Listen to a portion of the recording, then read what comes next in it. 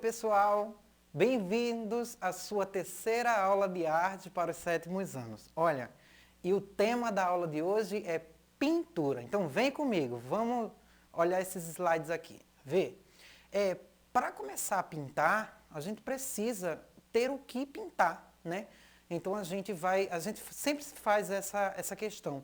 Como iniciar na pintura? Eu não tenho material, eu não tenho o que pintar, eu não tenho inspiração, então é preciso que a gente articule algumas coisas. Por exemplo, eu vou trazer 2 referenciais aqui para vocês de artistas que falaram em um momento de suas vidas sobre a pintura. Olha, o primeiro é a Frida Kahlo, sim, aquela artista mexicana, né, que um dia revelou: pinto a mim mesma porque sou sozinha e porque sou o assunto que mais me conheço melhor. O Leon Tolstói, nessa segunda referência, né, ele foi um grande escritor russo e ele escreveu: se queres ser universal, começa por pintar a tua aldeia. Ou seja, o que pintar? Né? Pinte a si mesmo, pinte o seu povo, pinte sua história, pinte sua verdade. Se você gosta de futebol, pinte algo relacionado ao futebol. Se você gosta de maquiagem, pinte algo relativo à moda. Então, nós não podemos, né, fugir das nossas verdades. O trabalho deve ser sincero, né? Então, o que pintar, pinte a si mesmo, né? Outras formas de iniciar na pintura é estudando, né? Por exemplo, fazer leituras, né, de livros que falem sobre pintura. Você pode agrupar imagens, fazer mapas, né? Diversos referenciais de imagens, artistas. Você pode assistir a vídeos no YouTube, na televisão, né? Você pode visitar museus, galerias de arte, né? Assim que a pandemia acabar, né, e que tudo estiver normalizado, obviamente, né, você pode armazenar fotografias em casa, fazer recortes em revistas, jornais, livros que você não usa mais, né, e se inspirar, estudar, sabe, para que a sua pintura fique bastante bem contextualizada, bem rica, né, em traços, em estética e por aí vai. Um trabalho bem bonito. Né? E você pode também, sobretudo, né, você pode conhecer a obra de grandes artistas, né, porque isso vai te levar à inspiração. Né?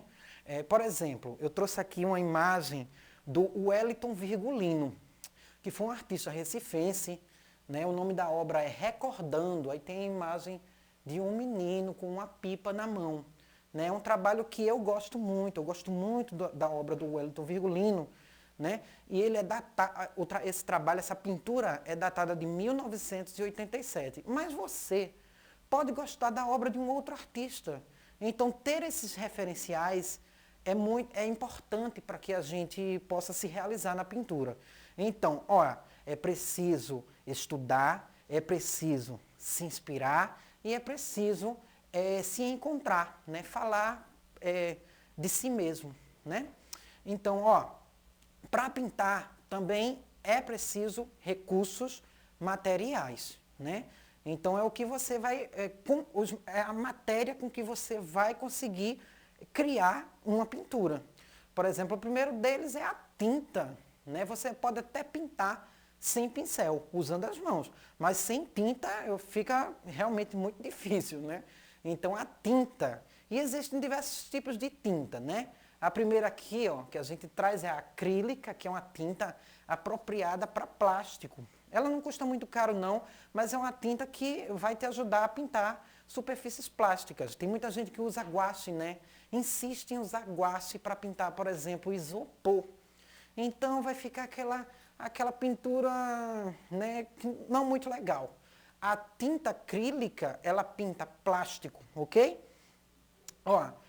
A tinta a óleo também, né, que é uma tinta que demora muito a secar, né, os artistas do passado, né, de 500 anos atrás, 300 anos atrás, usavam muito essa tinta, a base do óleo, demora semanas para poder ela secar.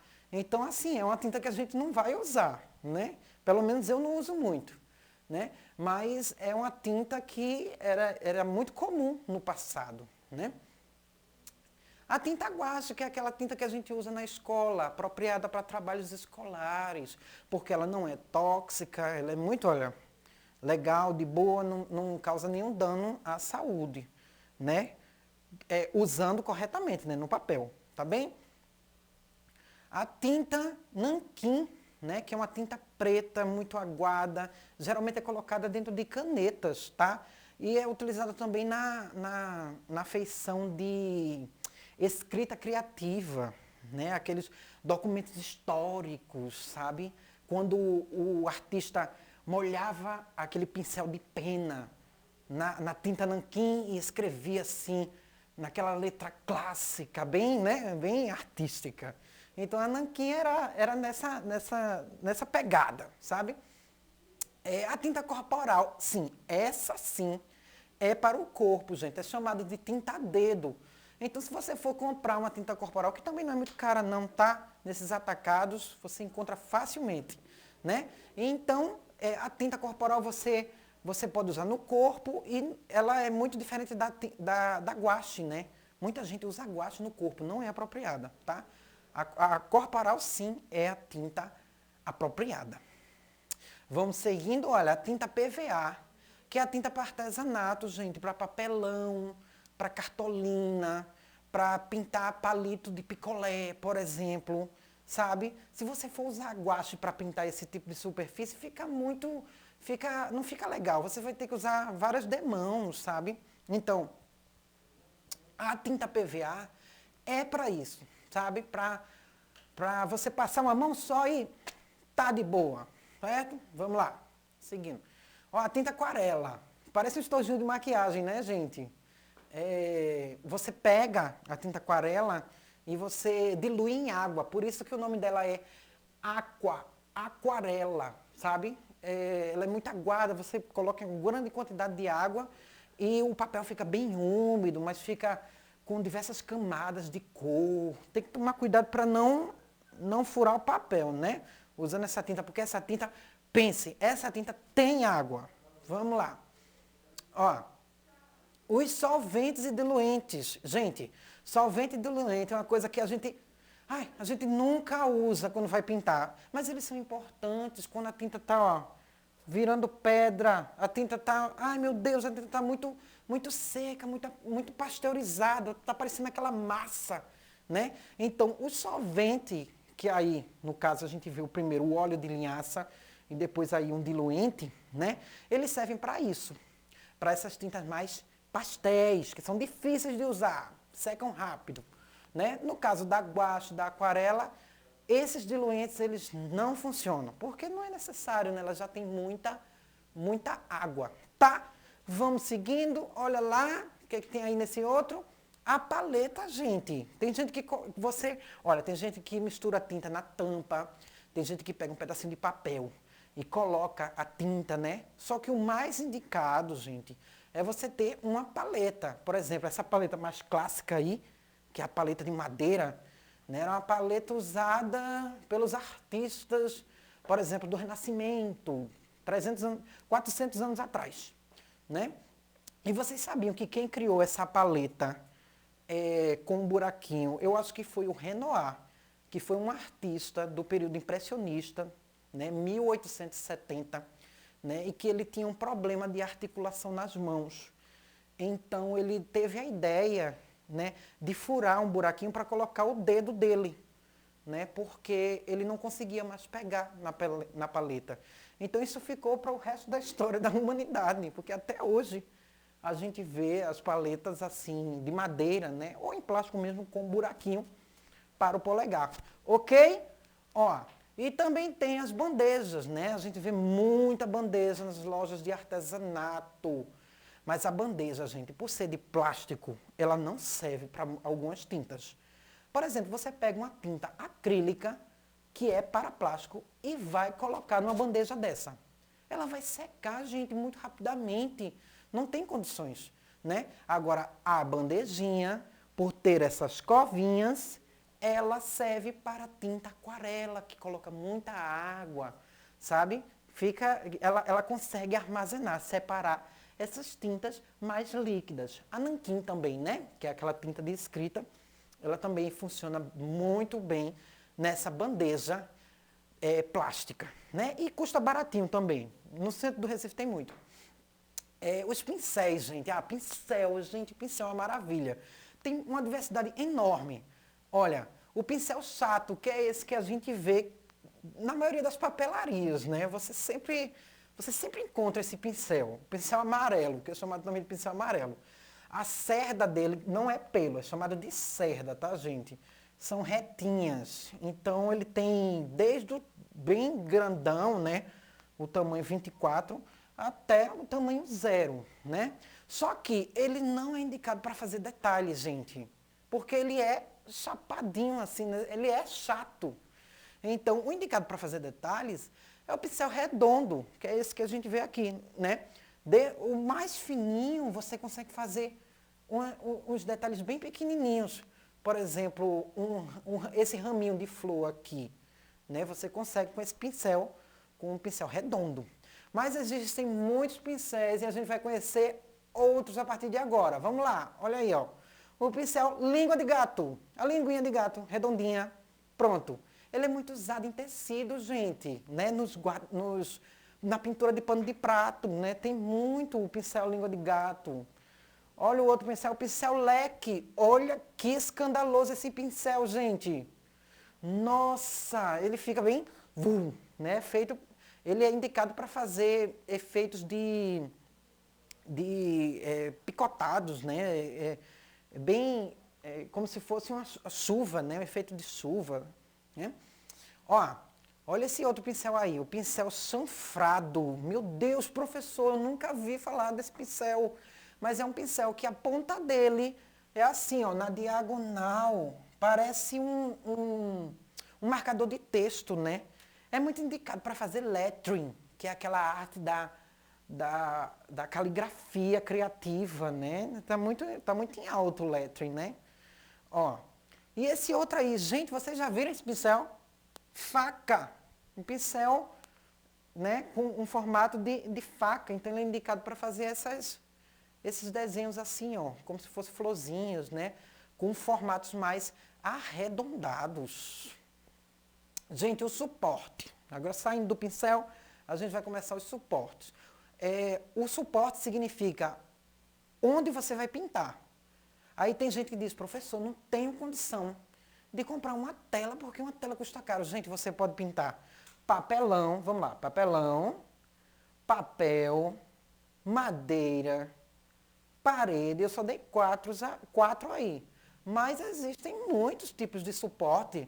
Tem gente que pinta calçada, tem gente que pinta o muro, tem gente que pinta, sei lá, vai depender do que você vai pintar, né? Isopor e por aí, jornal, tem gente que pinta jornal, né? Aproveita, faz uma arte reciclada, faz uma pintura no jornal, né? Então o suporte é muito diversificado, você que escolhe. E agora chegou a hora do nosso desafio. Olha aí, partiu criatividade. Vamos lá. Ó. A pergunta é a seguinte: como você consegue transformar uma imagem em pintura? Gente, você tem uma fotografia e você vai ter que transformar essa imagem em pintura.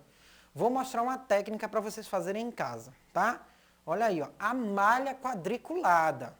A gente tem uma imagem aqui, ó, do Charlie Brown, que é aquele personagem de desenho, né?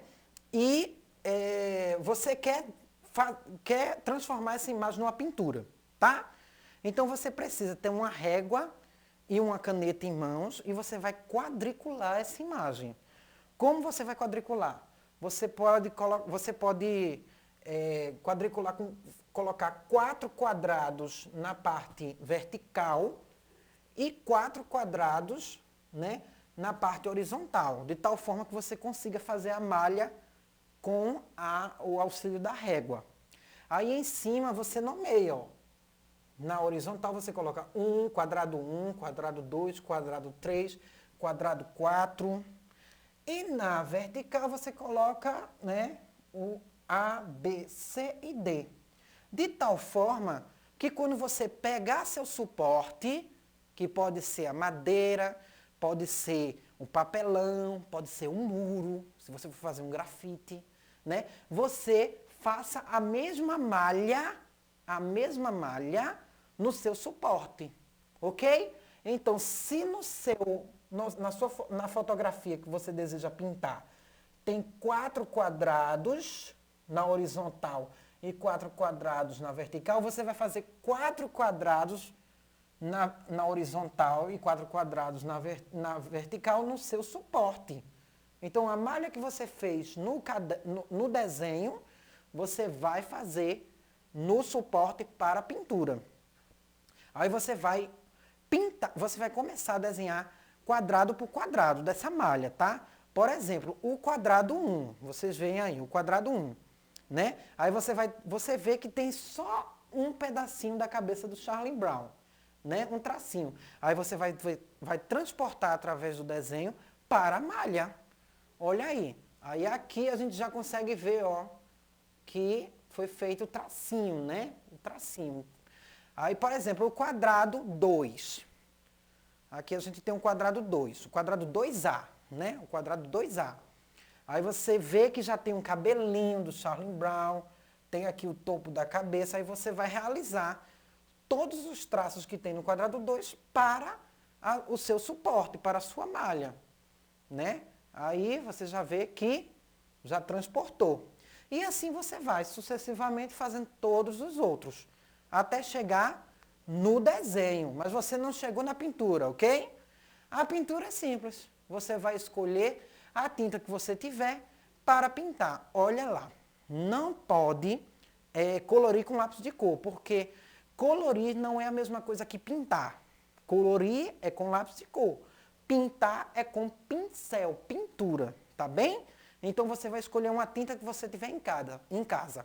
Pode ser guache, pode ser uma tinta de origem natural que você vai criar, sei lá, você pega o coloral e faz a tinta, e N possibilidades. Às vezes você tem uma cor de barro no quintal que você pode misturar com água e também utilizar. Então existem diversas possibilidades econômicas de você fazer, né, essa pintura, tá? E você vai fazer a pintura e vai, olha o Charlie Brown, tantã, bem colorido, né? Aqui eu usei a técnica da aquarela, que é aquela tinta bem aguada, né? Então, é isso. Aí você pode fazer no seu caderno de desenho, num pedaço de papelão, num jornal, e por aí vai. Você vai usar o suporte que você tiver em mãos, a tinta que você tiver em mãos e a criatividade, que eu sei que você é muito criativo, que tem dentro da sua cabeça, na sua mente. Tá bem, gente? Ó, quero agradecer a Érica que está aqui, né, a menina de Libras, e até a semana que vem, até a próxima aula. Até mais. Tchau, tchau.